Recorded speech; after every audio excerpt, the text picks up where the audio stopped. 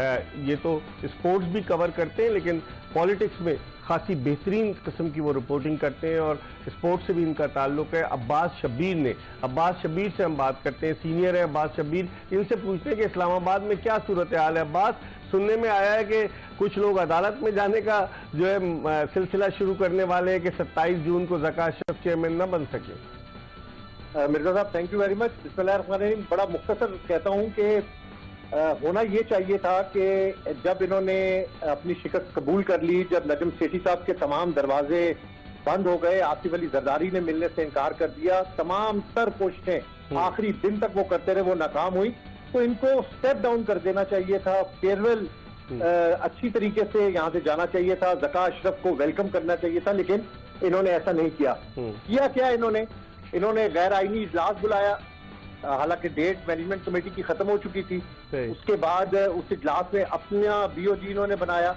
लेकिन मिर्जा साहब, जो मर्जी ये कुछ कर लें, गेम ओवर हो चुकी है। आप बड़ा गहरी नजर रखते हैं, आप रोज लिखते भी हैं, मैं आपको फॉलो भी करता हूँ।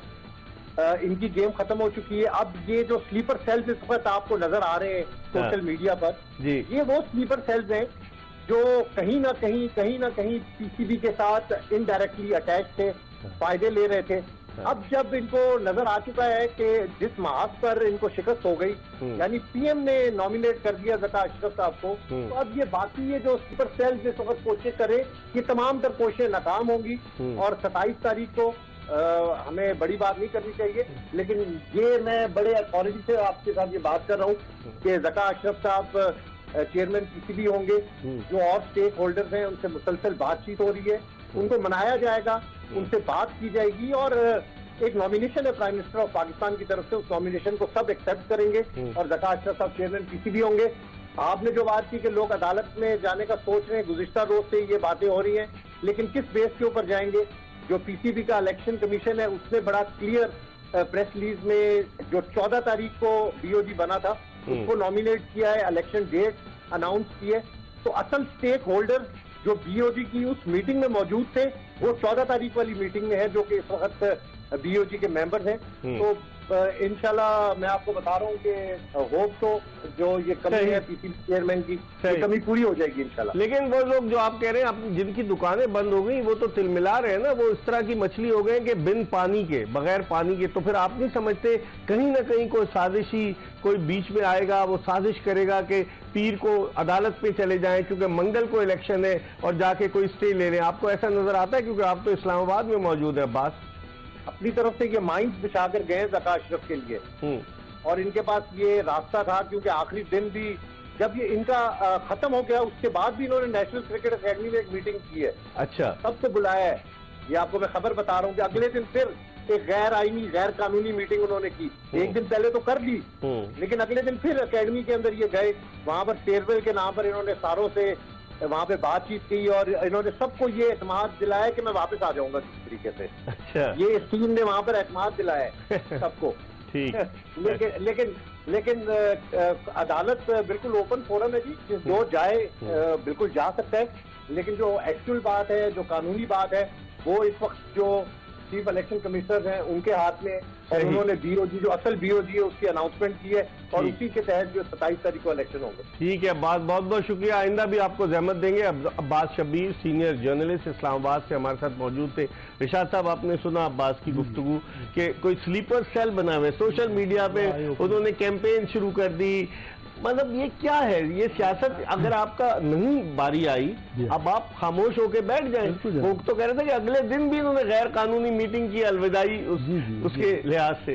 बिल्कुल, ये वो को जो इंग्लिश में एक टर्म है ग्रेसफुल एग्जिट पे कोई यकीन नहीं रखता है, वो किसी तरह भी वो अपना चिपका रहना चाहता है। तो उसी से फिर इवेंचुअली लोगों के वो ये ओपिनियंस निकलते हैं कि भाई क्रिकेट जो है वो मतलब मुल्की सियासत में क्या वो होगा, जो कि क्रिकेट में इतनी ज्यादा सियासत है।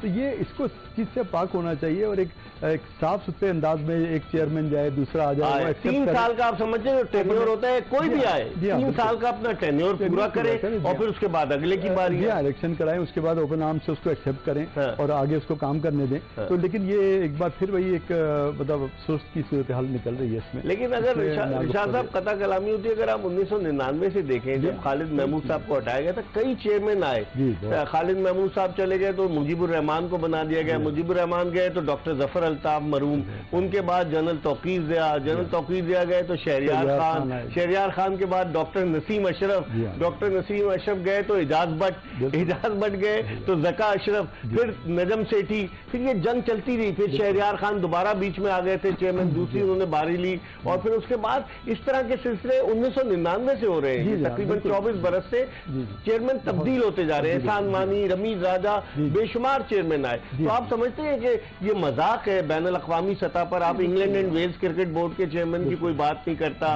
इवन भारतीय क्रिकेट बोर्ड में जिस तरीके से चेंज आया कि सौरव गंगोली की जगह उन्होंने जो है रॉजर बिनी को बना दिया, लेकिन कोई वहां शोर, कोई सियासत नहीं हो रही। जी हाँ, नहीं बिल्कुल। और ये मतलब यही बात है कि बोर्ड की वही फिर आरिफ अबादी साहब का मैं बात कहूंगा कि वो कहते थे कि भाई एडहॉकिज्म जब से क्रिकेट में आया है पाकिस्तान की क्रिकेट का ग्राफ नीचे जाना शुरू हो गया। यानी एडहॉकिज्म जब से आया, इस तरह के हैंड पिक लोग अब एक जो था कि जनरल बॉडी के इलेक्शंस होते थे उसमें एक आदमी इलेक्ट होता था, वो प्रॉपरली साफ सुथरा। अब कुछ जनरल बॉडी कुछ है ही नहीं, बिल्कुल अपनी मर्जी का, जैसे गवर्निंग बोर्ड अपॉइंट करके अपने मेंबर से अपने आप को वोट दिलवा लें, तो ये तो कोई सियासत वो नहीं हुई, मतलब क्रिकेट का तो मैनेजमेंट नहीं हुआ, तो सीधी सीधी सियासत है कि भाई अपना एक टेन्योर हर धर्मी से कायम रखना है। लेकिन ये नहीं समझता आप कि बैनुल अक़वामी सतह पर पाकिस्तान को कितनी सुक्की का सामना करना पड़ता है। Even West Indian cricket board में ऐसा नहीं होता जो पीसीबी में हो रहा है। आप न्यूजीलैंड क्रिकेट काउंसिल देख लें, England and Wales cricket board देख लें, तो ऐसा आप नहीं समझते। बिल्कुल जी हाँ, नहीं बिल्कुल ठीक बात है। और आप देखिए कि खिलाड़ी जो हैं वो कितनी